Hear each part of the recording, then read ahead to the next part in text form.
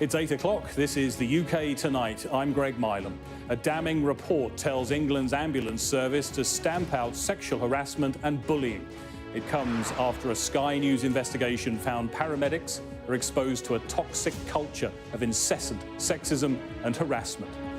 Coming up, I'll speak to a former operations manager who's since set up a group to tackle abuse in the ambulance service. Also tonight, the UK officially in recession. We'll take a look at what it means for you. The mother of Brianna Jai tells Sky News she wants the law changed so parents have control over what teenagers see on their mobile phones. A huge rise in anti-Semitism described as an explosion of hatred, with reports of incidents reaching a record high. And we'll have the latest from the premiere of Dune Part 2 as the red carpet is rolled out for the stars. All that to come and much more on the UK Tonight.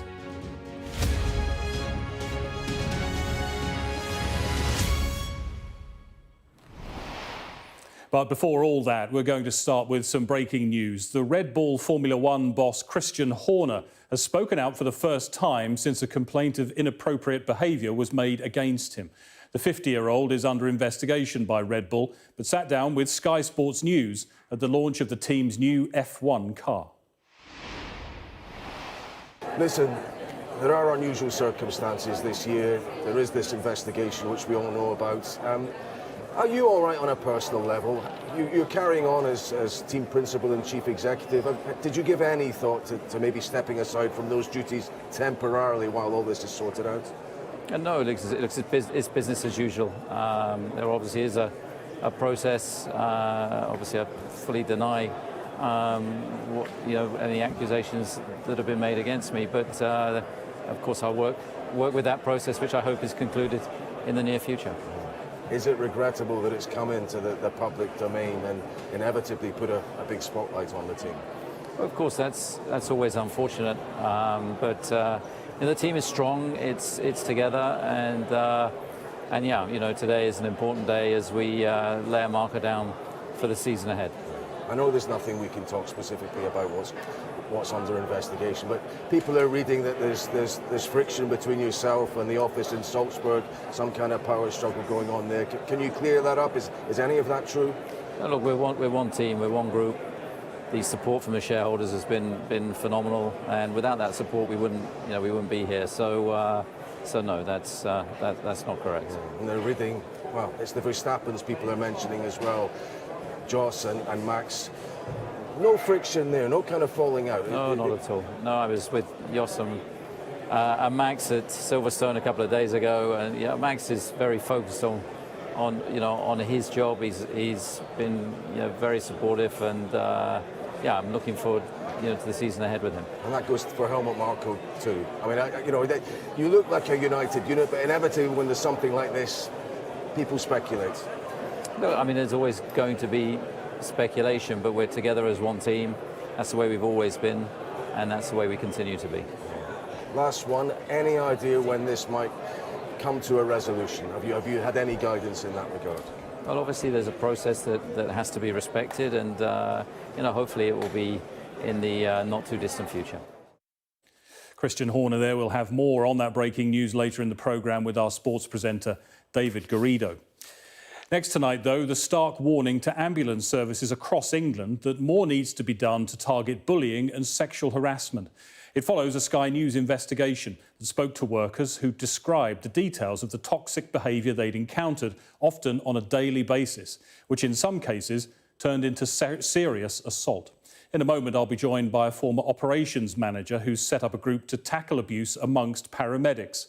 But first, this report from our correspondent Rachel Venables, and a warning: it contains distressing descriptions of a sexual attack. They're the people we trust with our lives. But female paramedics say women are not safe in the ambulance service from their own colleagues. I wish that somebody had told me when I joined, this is not okay. This is not acceptable behaviour. You don't have to put up with it.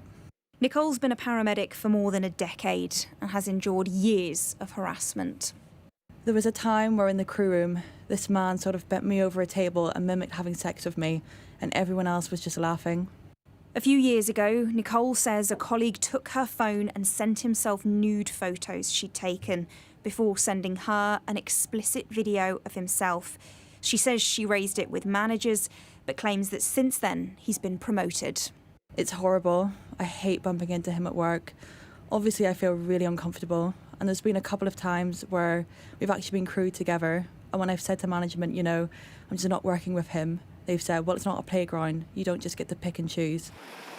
She's spoken to Sky News after our investigation found a toxic culture of incessant harassment and misogyny in ambulance services across the country. Today, NHS England published a cultural report which found bullying and harassment is deep-rooted in the ambulance service. Ambulance staff told this report's author that they face harassment, bullying and discrimination, but that it's often met with scepticism. And she found that trusts often prioritise staffing levels effectively over dealing with these sorts of complaints. And one of her 6 recommendations was to support people to speak up. We described it as deep-rooted. This is a problem that really does need to be tackled. The one thing I would say is that through the process of the review last year, NHS England did publish a sexual safety charter. Nicole isn't convinced, though, that a cultural review will be enough to solve the problem. You don't trust the management to take these allegations of harassment and assault seriously? No. Even though they say it's not tolerated, they encourage people to speak out? I mean, they've been saying that for years, but there are people there with very questionable behaviour that are still in the service. The NHS is adamant that harassment has no place in the organisation, but today's report and Nicole's story show there's still a long way to go. Rachel Venables, Sky News. Well, Rachel is here with me now, and Carol King, a former operations manager at South Western Ambulance Service and a founder of the Ambulance Service Action and Support Group. Thanks to both of you for being here. Rachel, first of all, this report that's come out today backs up exactly what your investigation showed. It does. I mean, it doesn't go into the full details of it, but it is very clear in this report with the language that's being used that harassment, sexual harassment and bullying is, quotes, deeply rooted in the ambulance service. And it's really interesting how it's spoken to a number of stakeholders in all of this, but has also drawn on a number of reports, cultural reports, either national, by the National Guardian's Office to Speak Up, or to individual trusts as well over the past few years, which have again and again highlighted this deep-rooted, as it said, culture. Some people have described it as incessant. Other paramedics have used the language like rife to me. But ultimately, we know that up and down the country, this is the reality for paramedics, particularly female paramedics. And it seems as though it's only now, really, that people are fully starting to understand it, even as the NHS stresses that there's no space for harassment and that they are trying to tackle it. Yeah, and Carol, what you experienced yourself, what you've witnessed, the stories you've heard, when you see the report today, what's your reaction? It seems to me that it's something that always comes out from the NHS. It's always nearly lip service. That's how it appears to me, because it's always the same. We don't tolerate bullying. We don't tolerate sexual harassment. It's something they always put in their publications, but it still carries on. You don't think then this gets to what the heart of the problem really is? No, not at all. No, not at all. What is that problem? When you're talking about something that seems to be a cultural issue, how do you tackle that? I really don't know. I think we've been trying to do something since 2016 at least, and the group's been formed in the last few years. Just basically, it's just grown and grown, because I think that the whole way that we're going to have to do something is we need a public inquiry, and I think that's what we've been trying to do, and just somebody to actually grab hold of it, because I don't think the NHS is ever going to do it. You have a Facebook group of former people, former service people still serving. What are the messages you hear? What are the stories you hear? Funny, I had a message today saying this sexual charter. It's really good, but it's lip service and it's still going on. And that's from somebody that's still working there. Mm. Obviously, a lot of this is about what paramedics themselves are experiencing, but we need to remember there are often patients. Yep. Very often, that's the point of being there, patients there, and some of them vulnerable patients.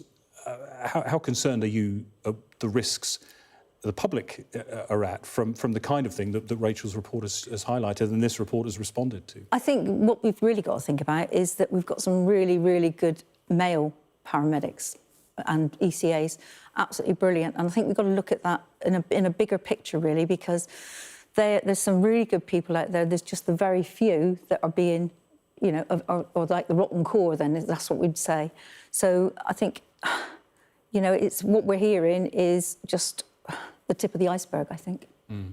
Rachel and I were talking earlier about the fact that being a paramedic is a high-stress job. The focus is on the care of the person that you're dealing with. How do you do that if you're looking over your shoulder at the person who's working with you? This was one of my main concerns.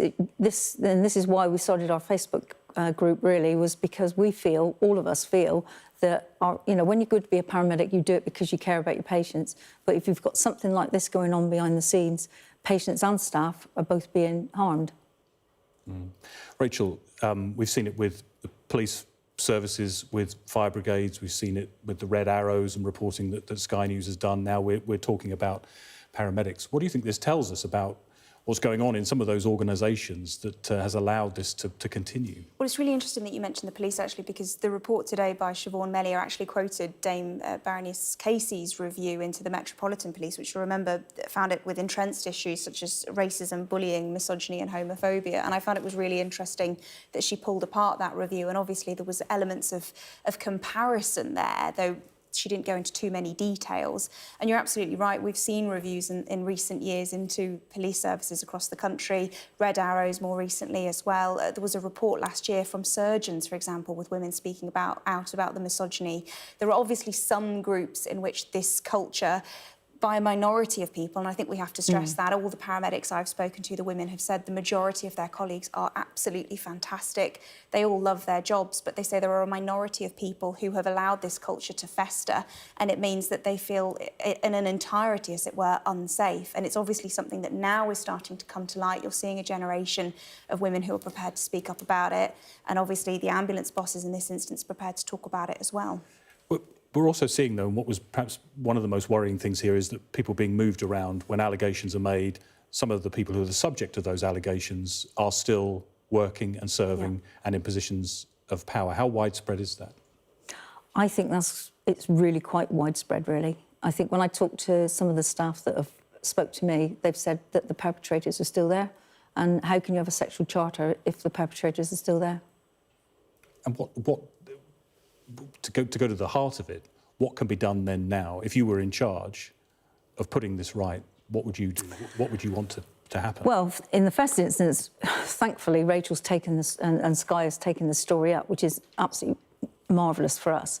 But what we really want, a public inquiry. We look into misconduct in a public office, because I really feel that me, as when I was working as an operations manager, which I know I resigned in 2017, I was being paid by the public purse, and I felt that my job as an 8A manager was to report this. And I think any perpetrator, anybody who hasn't taken notice of what we're doing now, should be basically sacked or up in front of a court. It must have been a tough journey for you. Has it been worth it?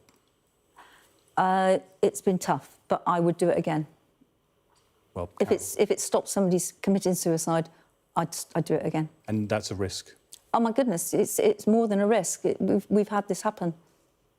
OK, well, Carol King, Rachel, thanks very much for your reporting. Thanks for joining us and talking about this tonight. Well, in a response to Rachel's story, South Western Ambulance Service NHS Foundation Trust said, "We do not tolerate any member of staff not demonstrating our trust values and behaviours.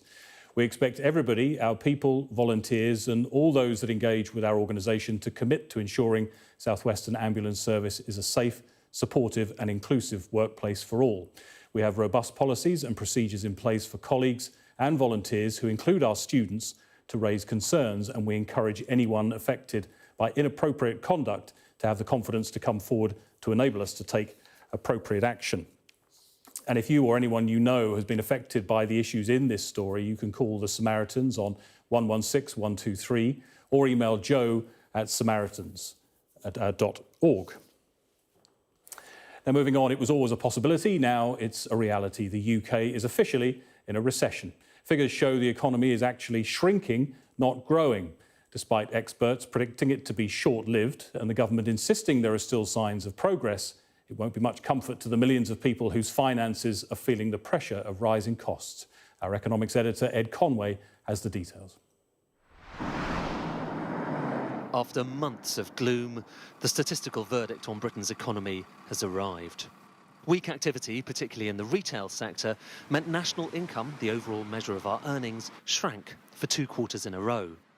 It means this country has officially entered a recession. The Chancellor suggests it's mainly down to forces beyond his control. We've also had a pandemic. We've had a Ukraine war that has meant that inflation rose to more than 11%. So the primary challenge since I became Chancellor, the most important thing that I can do to relieve pressure on families is to bring down that inflation rate. Look on the high street and the signs have been there for quite some time. This was what I call one of my rescues. Here in the outskirts of Southampton, lavish purchases have been overtaken by repairs and thrift. This past couple of years, it's really slowed down in terms of more playful sales, the exotic things, the more desirable than necessary. It's much the same story of tightening purse strings across the retail sector. They will go for a cheaper option rather than a good quality one. So I can see people are struggling. There's no weekly customers as much anymore. We used to have a lot of weekly blow dries, but they seem to drift off now. Now, in some respects, nothing has really changed here. The definition of a recession, anyway, is pretty arbitrary. 2 successive quarters of contraction, and who knows, the numbers could get revised further down the line. But in another sense, it is deeply politically awkward. The Prime Minister promised us economic growth, and we've ended up formally in recession. But unfortunately, the real story is even worse than those official GDP numbers suggest. As you can see here, they show a small fall in the last 2 quarters, those red bars. But this would be the shallowest recession in more than half a century. But now, divide up our economic output by the population, important given how fast it's growing, and it's a very different story. GDP per head, a much better measure of living standards, has been falling every quarter since early 2022, an almost unprecedented slump. Partly that's down to higher energy costs, a problem for all households and businesses, including this microbrewery. But pubs and venues here in Southampton have been closing for years. There's an increasing amount of businesses, local businesses closing, which is obviously quite worrying for communities and for business owners. All we can really do is stay positive. And the economy is expected to improve this year and next, and with it, the fortunes of many businesses.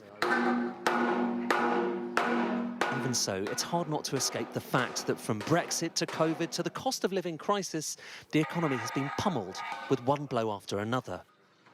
Now that pain has resulted in the most dreaded of all economic terms, a recession. Ed Conway, Sky News. Well, let's get more on what the recession means for you. Joining me is the personal finance expert, Gemma Godfrey. Gemma, good evening. Thanks very much for joining us. I guess what we've heard today will come as no surprise to anybody who's feeling the pinch and was feeling it at the end of last year, which is what these figures represent. Absolutely. I mean, what we're saying here is this is the longest hit to our standard of living, and it's been insidious and subtle. You know, every time everybody's been going out to go and buy their food shop, things have been getting more expensive. So we heard yesterday that the rising prices, the rising cost of living has started to steady out, but they're still rising. And the figures out today show that people had to cut back last year, at the end of last year, and there really were far lower retail sales than were hoped. And the economy is contracting. So we're spending less money, companies are making less money, our economy's obviously making less money, and that puts a risk to jobs. But the hope is that the worst might be behind us. But we've got a lot of catch up to go because a lot of households, a lot of businesses across the country are really struggling. Yeah, and I guess it knocks confidence, doesn't it, hearing what people are hearing today. Let's go through a few things that will be concerning people and have concerned them for the last year and will concern them through this year as well on rent and mortgages. What do you think we're likely to see over the next few months?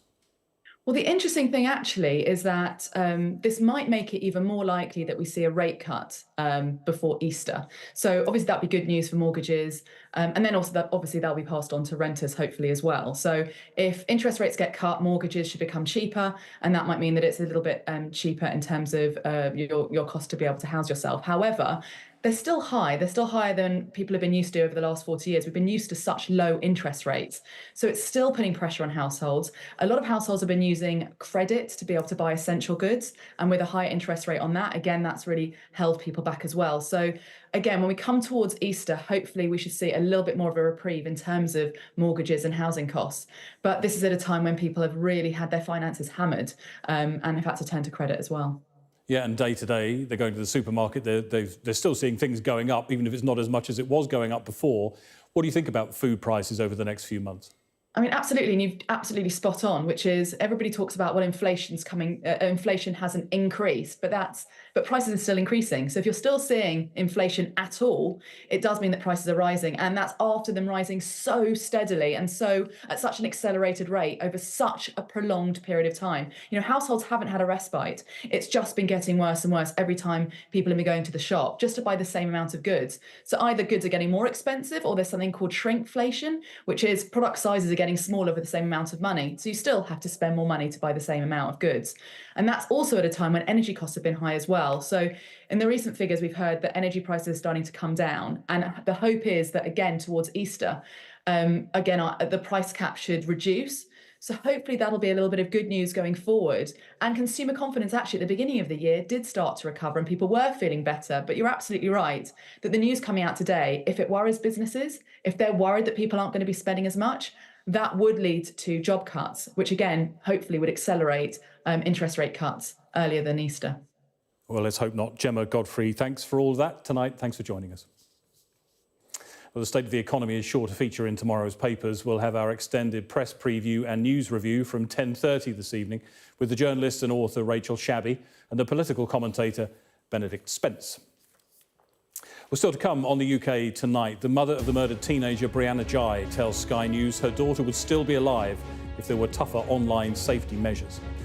Also ahead, a warning from Network Rail as shocking CCTV footage shows a close call between a train and a dog walker. And find out the secret to why grey squirrels outcompete the reds.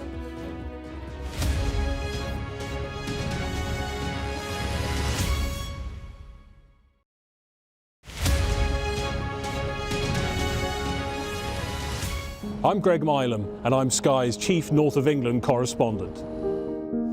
I've reported from around the world and around the UK. I'm Mark Stone, I'm Sky's US correspondent based here in Washington, DC. And beyond the United States, from across the world, I report on the biggest stories. I'm Stuart Ramsey, and I'm Sky's chief correspondent. I'm David Blevins, and I'm Sky's senior Ireland correspondent. I remember some of the worst of the violence here. I'm Alex Crawford and I'm Sky's special correspondent based in Istanbul.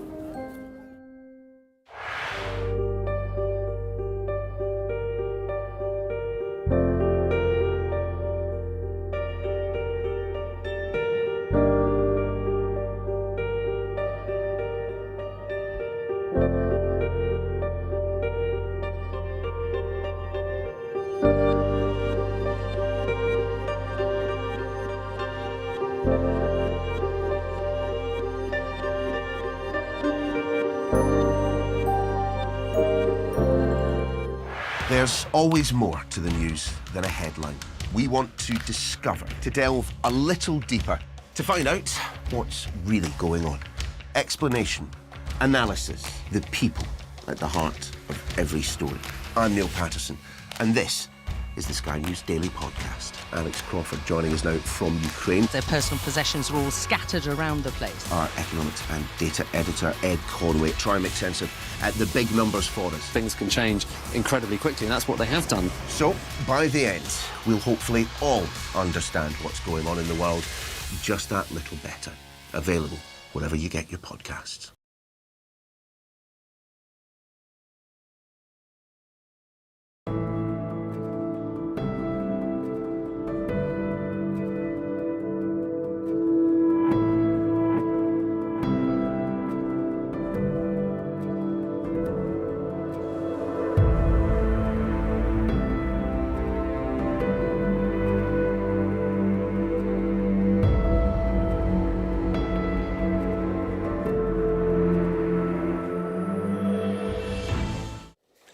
Welcome back. You're watching the UK Tonight. Here's what's coming up. A huge rise in anti-Semitism described as an explosion of hatred, with reports of incidents reaching a record high.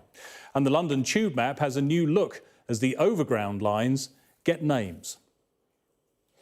The mother of the transgender teenager Brianna Jai has told Sky News she believes her daughter would still be alive if her killers had been unable to access violent content on the internet. 16-year-old Brianna was murdered by two teenagers after being lured to a park in February last year.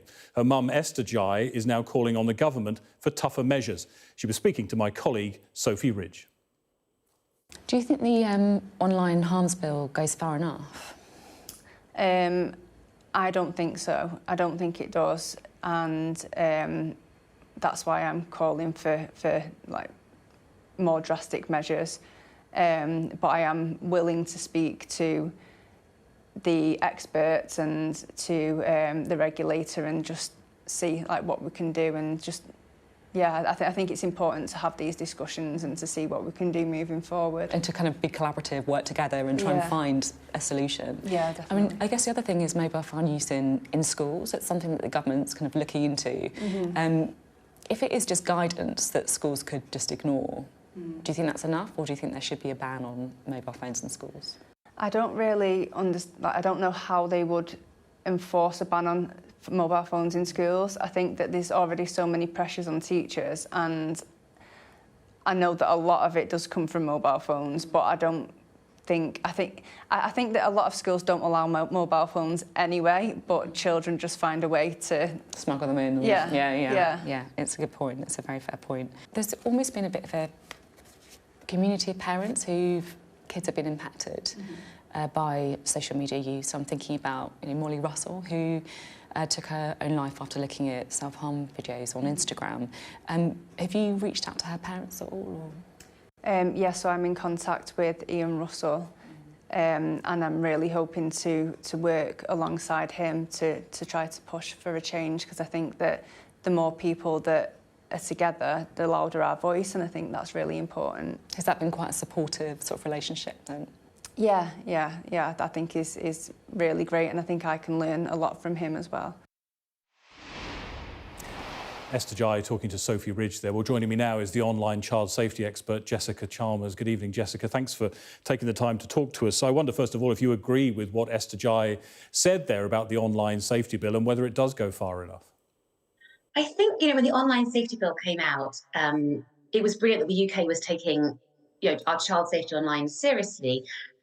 But the problem we have now is that Ofcom have got this huge job in front of them, and it's, how they're going to tame the beast that is the internet. So I hear what she's saying, absolutely, and I think time's going to tell how this online safety bill plays out. And as a parent myself, I kind of feel that I personally can't rely 100% on the online safety bill. I believe that parents still play a really vital role in looking after the safety of their children. I see you've said that the parents need to educate themselves as much as relying on government legislation. What does that look like? What do you mean by that? Well, what I mean, and Brianna's mother touched on it herself in the interview about parents kind of raising awareness. And I think, as parents, I think it's our responsibility to educate ourselves so that we know the harms and the dangers online. When I speak to parents online in workshops, many of them are shocked when I talk about the fact that there's, self-harm, suicide content, this horrible content that's out there, this vile content, and they're shocked because it is shocking. It's outrageous that stuff's out there. But as parents, if we know this stuff and we educate ourselves, we can then guide our children to have a safer, more positive experience online. And unfortunately, we have to have these conversations quite young, because young people, you can walk into any given primary school and there'll be many children who have access to the internet, whether it's, in a smartphone in their pocket or in their bag or, at home. So I'm really passionate that parents, educate themselves so they can help their children have a safer time online.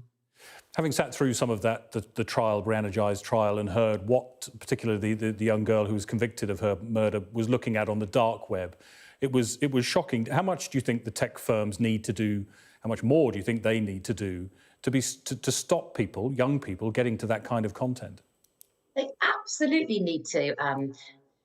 it's vital that they stop, young people accessing this information. And Brianna's mother also mentioned in your interview earlier about this fabulous technology that's available, which can alert parents to, let's say, someone might be searching self-harm or suicide, and a parent can get alerted to that information. We know the technology's out there.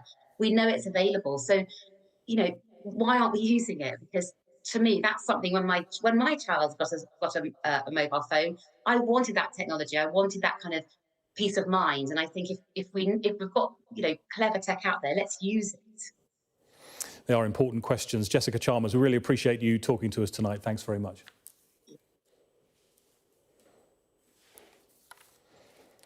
Let's take a look at some of the other stories making news in the UK tonight. A 16-year-old boy has been stabbed to death in a park in Bristol. Police say the teenager was attacked by two people wearing masks in the St Philip's area of the city yesterday. A murder investigation has been launched.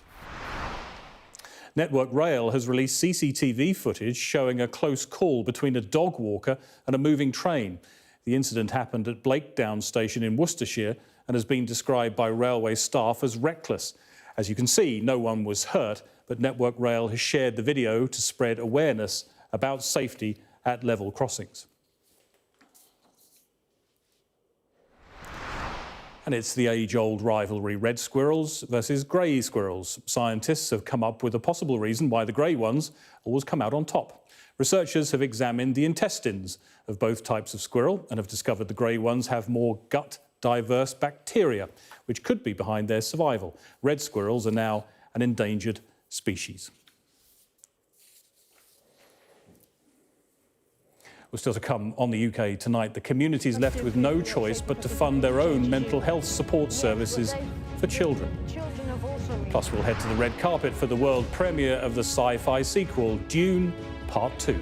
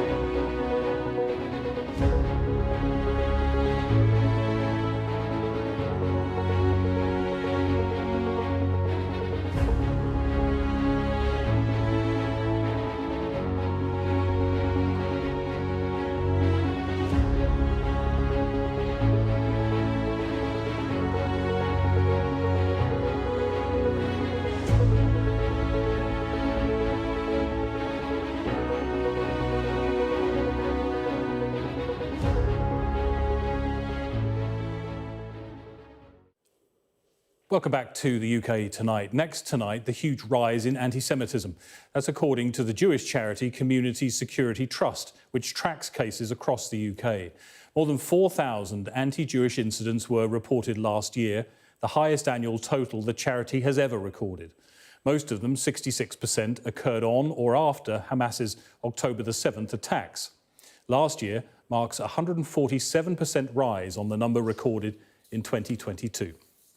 Well, earlier I spoke to David Davidi-Brown, Chief Executive of the New Israel Fund UK. I started by asking for his reaction to the new figures. I mean, they're really quite shocking and yet at the same time not surprising. And it should really be inexcusable and unacceptable that Jews in the UK and indeed around the world have to face hate, violence and threats whenever there is a war between Israel and Hamas. And yet, sadly, there will be people who try to kind of minimise it or excuse it. And that's also quite upsetting. You say surprising, but not surprising at the same time. Do they tally with your experience over the last few months?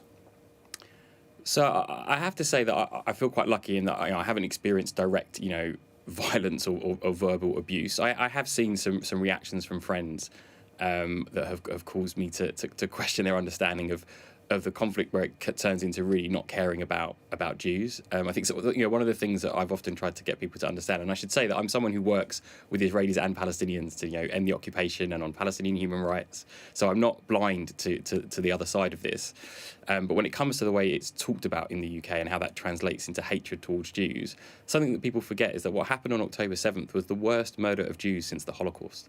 And so the kind of lack of sensitivity in the way people have responded feels baffling, if I'm honest. The figures show that, in many ways, the numbers were greater, the number of attacks were greater after October, that in many ways it was a celebration of that attack on Israel that you mentioned, rather than in any way anger at the Israeli military response. What do you make of that part of these statistics? Yes, so from what I've seen of the reports from the Community Security Trust, 2/3 of all incidents that they recorded in 2023 happened on or after the 7th of October. There were even 30 on that day and as early as 1 o'clock in the afternoon. So well before Israel responded militarily, people were responding to what they saw with the Hamas attacks, with attacks here on Jews. Obviously not terrorist attacks, but verbal abuse, online abuse, and in some instances violence. There were 200 and something violent attacks, I think, that CST recorded. And to those who do try to justify these attacks by what is happening day to day, you've said that it can't just be dismissed as people being overzealous. To those who try to justify it, what do you say? Well, the first thing I would say is that if there are Israelis and Palestinians and Jews and Arabs that I work with, so I have Palestinian colleagues who can see what's going on and still work together and try and work towards, peace and reconciliation, then those of us further away can follow their lead and not respond with hate here. I'll give you a quick example. A Palestinian colleague of mine responded in a few days after, this was in the middle of October, so when some of the worst stuff was happening, saying that they've been reading about the rise in anti-Semitism around the world and wanted to let you know how shocked and outraged I am. I'm sending a big hug and hope that the madness will soon be over and we can begin the long, important process of rebuilding. No one should feel unsafe because of their identity. This is something I personally know all too well. This is a Palestinian who's experiencing some of the worst of what's going on, working with Israelis and able to see that the rise in anti-Semitism should in no way be how people respond to standing up for Palestinians or responding to what they perceive as difficult or unjust things that Israel's doing in response to what happened on the 7th of October. I think if Palestinians can see it, then certainly those further away should be able to too. David Davidi-Brown, thanks very much for talking to us. Thank you. Sky News has been told that underinvestment in children's mental health services is resulting in immediate suffering for thousands.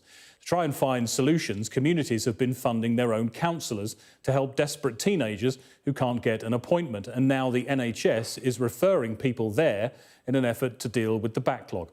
Our People and Politics correspondent Nick Martin has been to one centre and a warning that this report has references to suicide and self-harm from the start. Sebastian is 11 years old and nothing makes him happier than being out on a court, because bullying in school led him into a dark place. People were really badly kicking me. They were making me bleed and it hurt a lot. and it was happening for a long time. So I got a sudden idea that I wanted to cut myself because I didn't want to exist. I thought that maybe without me the school will be better and everyone will forget about me.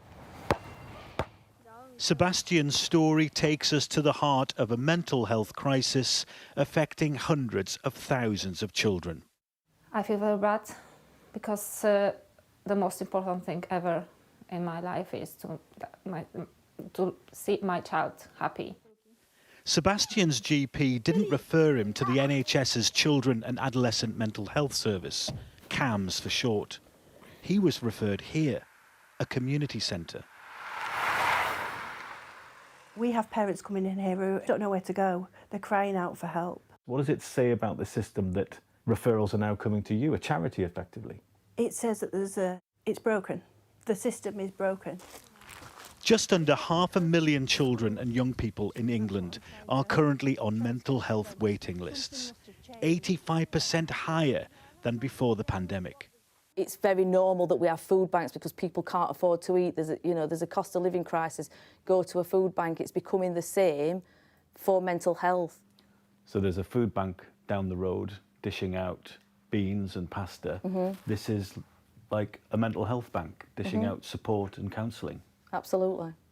Yeah, 100%. But the Jade Centre receives no funding from the NHS, despite the NHS sending patients here.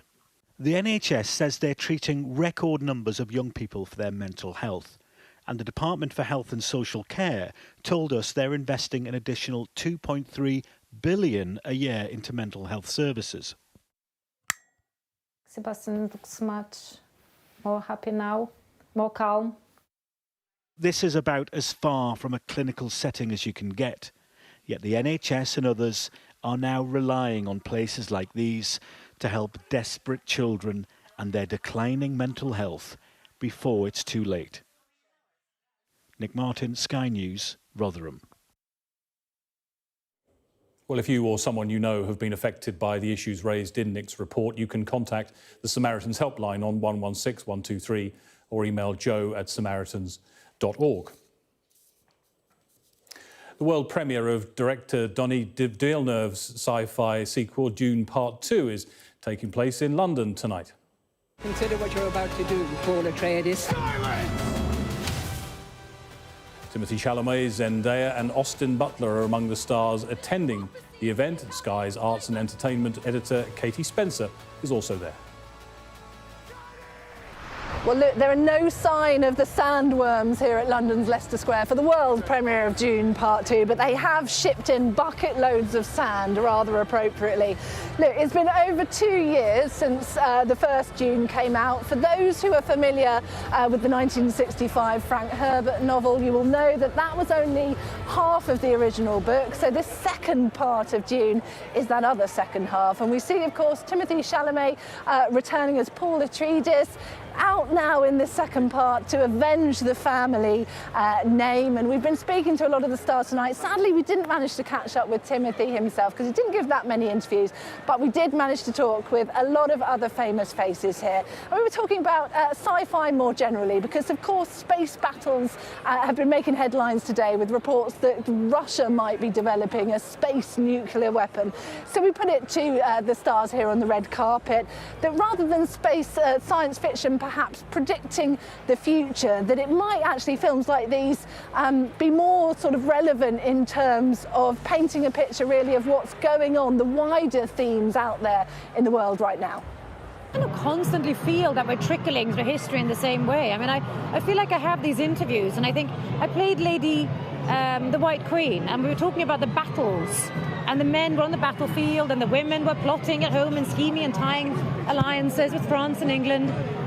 Kind of the same. It's a mirror that uses the distance of science fiction in order to talk about more serious topic without offending nobody, and because it's fiction, total fiction. But it's really, I absolutely adore science fiction for that. This book was written a long time ago, and it was written with the foresight of many years in the future. I think it says something with how how, as humans, we struggle with bumping into the same issues again and again and again. Yeah, I suppose so. I think that in many ways, that's what I didn't see when I was a teenager reading Frank Herbert's book, and then when I reread it as an adult, you realize how much he was very ahead of his time. If you know the books, then you will know that Frank Herbert actually wrote 6 of these novels, and Denis Villeneuve has said that he actually is only interested, he thinks, in making the first 2 books. So while we've seen Dune Part 1, which is the first book, it is likely that we will see Denis Villeneuve come back for a 3rd as well. So this isn't the last you've seen of the sandworms. Coming up on the UK Tonight, we'll hear more from Red Bull team principal Christian Horner, speaking out for the first time since allegations of inappropriate behaviour were made against him. Plus, the London Overground gets a rebrand. Find out why next.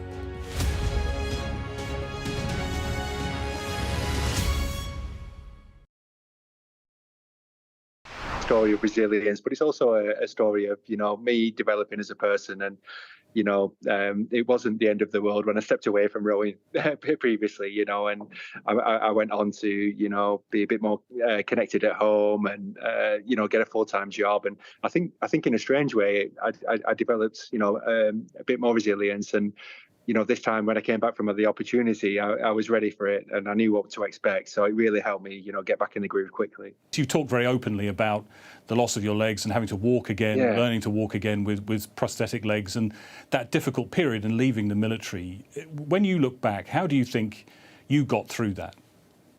Yeah, I think for me, I lost that social connection. I didn't realise this at the time, but that's what was missing. It was I missed that social identity, and I think once I started getting back in the gym and engaging with sports and things like the Invictus Games, it really just helped me boost that self-esteem, become more comfortable within my own skin, learn more about my disability, push the boundaries of what I was capable of. And it all sort of culminated in me just being much happier and up for the challenge again. I kind of found that old Greg, the commando Greg, that I lost for a little while. So yeah, as soon as I stumbled into rowing, I was like, wow, this is difficult, but it suited me down to the ground. And what are the lessons for other people going through things as you've gone through things? What are the lessons you think your experiences and where you've got to now and where you're going to next can inform other people? I think it's about not giving up. Right back from my, the early days of the commando course, I developed the skill of not always being the best at everything. I had to drop the ego and, do what I was told and learn the techniques. And, I was a very competent runner, but I wasn't particularly strong in my upper body. So, I had to learn quickly. I had to reframe the way I looked at tasks. And I would say that's really, helped me move forward with my acquired disability. It's helped me in sport.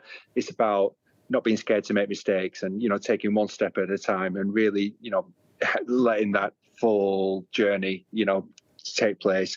Don't try and, jump to the 5th step before you've completed the first one. I've been guilty of that a few times, so trust me from experience.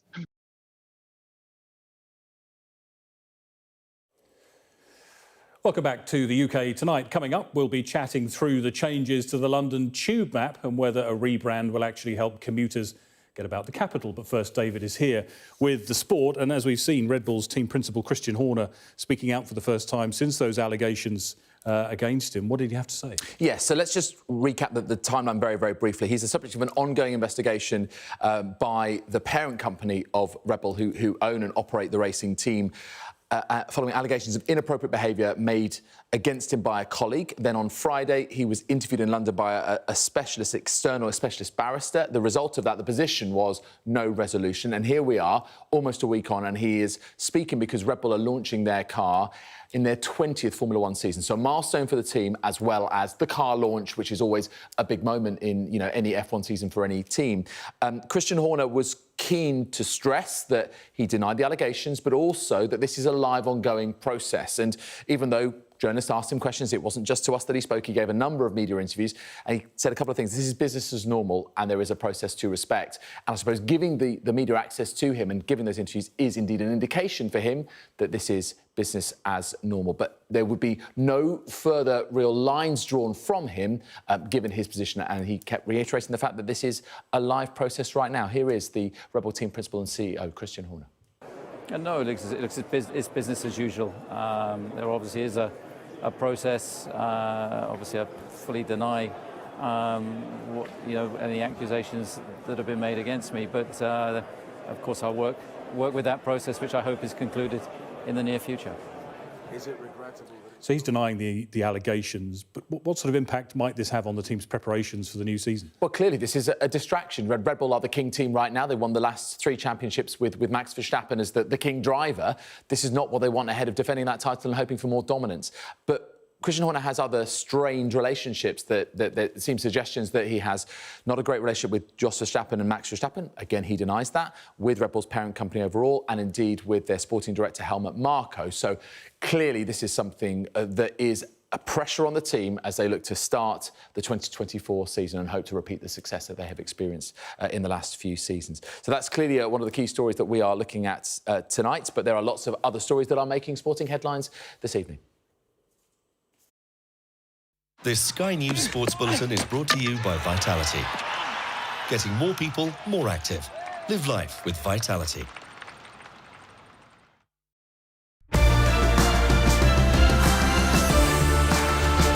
I'm Heather Fisher and I'm here today at the Stratford Olympic Park with Sky Sports News reporting on literally everything street sports.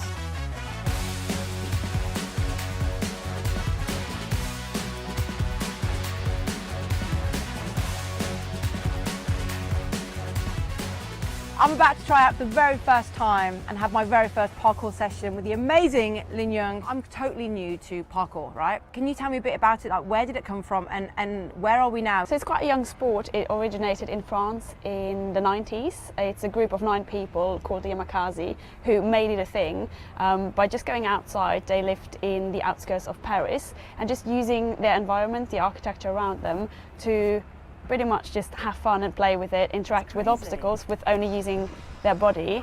And then over the years it's become super popular, made its way over to England, where it was then called free running rather than parkour. It's not part of the Olympics yet? It's not, no. Could be hopeful? I think we're still a little bit away from it to be ready for the Olympics, because I think we still have to work out a very fair way of judging, because it is a young sport. It's very informal, it's very subjective. Is it equal in terms of gender? Does it work in terms of weight category or age? No, so there's no category. This Sky News Sports Bulletin is brought to you by Vitality. Thanks, David. Time for a look at the weather now. Warm memories wherever you go. The weather, sponsored by Qatar Airways. Well, the very mild and rather unsettled weather will continue into next week, but tomorrow will be largely dry. Before then, there'll be showers in the north and west this evening, while parts of Wales and Western England will see more general rain. Localised flooding is possible. Rain, heavy in places, will spread across England and Wales tonight, clearing later, while showers will extend across northern, western and central parts. It'll stay mild with a few fog patches developing in the north. Tomorrow morning will be mostly dry with sunny spells, but there'll be a scattering of light showers. They'll mostly affect a rather cloudy central Britain and parts of Ireland. It'll stay very mild, but a touch cooler than today. The afternoon will see the showers largely fading, but low cloud will move into Ireland, bringing drizzle to the south and west by the evening. After a largely dry, rather murky start on Saturday, heavy rain will move eastwards. The weather, sponsored by Qatar Airways. Now, if you hadn't heard, the London Overground is getting a fresh new look. The 6 lines will be renamed Mildmay, Windrush, Suffragette, Weaver, Lioness and Liberty. London Mayor Sadiq Khan says the refresh is to celebrate different parts of London's unique local history and culture. Well, joining me now is someone who knows a thing or two about the railways, Nigel Harris from the Green Signals podcast. Nigel, good evening. Thanks very much for joining us. First of all, what do you think? Good evening, Greg. Well, when you undertake something like this, you are going to get it the full range of opinion, aren't you? I mean, in principle, I think it's a great name to idea to name the lines. After all the tube lines have been named for decades, haven't they? Where would we be without the Victoria, Northern and all the rest of it? So in itself, it's a great idea. It's an expensive idea at £6 million, it has to be said, to change all the signs and everything. I did a bit of social media research this afternoon among some contacts, and I had the full range of responses. One colleague said it looked like the marketing intern had been let loose without supervision. Somebody at the other end of the extreme said it's a fantastic idea and it echoes sort of London's connections. I think if you name things, they need to connect immediately, don't they? And if you called it the Churchill line or something like that, and the Elizabeth line the other year was new to us, and we've got used to them. I think it might. There's two problems here. It's going to take some time for these to take root and be used and to be understood. And of course, there are changing times as well. The Lioness line means a lot now, but if in the next big tournament they follow the men into a penalty shootout disaster, then it might not be so good in terms of the connections. Well, let's stay hopeful. Let's stay hopeful first of all. Indeed. That doesn't happen. But there's one also thing when you look at the colours are very similar to some of the tube lines. They're parallel lines rather than solid lines. Do you think it's going to solve the problem of confusion, or do you think it's going to create confusion when it takes effect? I'm not sure it'll eliminate it. I'm a big believer in things doing what it says on the tin. You know, on the North London line does what it says on the tin, the East London line, all that kind of approach. Probably, in my humble opinion, would have been a route to less confusion. We shall have to see. No, it doesn't take effect until later in the year. They aren't going to change their mind now, so we are stuck with it. But I can't see it eliminating confusion. We know also it takes people a long time, doesn't it, to get used to things. They've been used to the overground lines all being the same colour for years and years. They know where they go, they know where they come from. Getting people to adopt a thing like this is the challenge, I guess, isn't it? Well, and also, there's no real connection, is there? Unless you're a very knowledgeable London historian that understands what the connections are, I think it's going to be a bit tough. So it will either take root without people realising the connections, which kind of loses the point, or maybe they won't get used at all. We shall have to wait and see. It's a gamble, and it's a £6.3 million gamble. It is. Nigel, we've got to leave it there. Thank you very much for your thoughts tonight. That's all from the UK Tonight this week. You can catch up on all the highlights on our webpage. Just scan the QR code on the screen, and you can share your thoughts with us there too. Good night.